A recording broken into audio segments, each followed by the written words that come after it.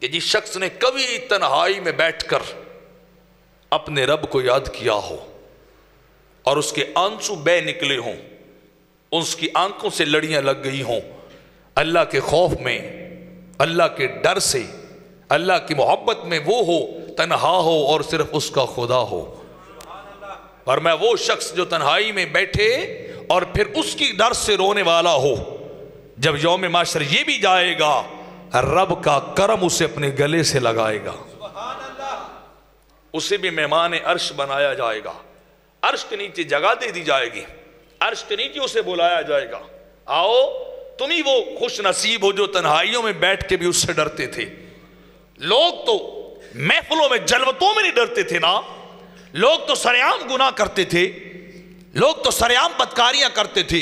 گناہ کر کے فخری انداز میں اعلان کرتے تھے، لوگوں کو بلاتے تھے، دکھاتے تھے کہ ہم گناہ کر رہے ہیں، ہم بدکاریاں کر رہے ہیں۔ لیکن یہ وہ خوش نصیب تھا جو ظاہر بازار میں تو الگ بات ہے، تنہائی میں بھی اس سے ڈرتا تھا، روتا تھا اس کے خوف سے۔ آج اسے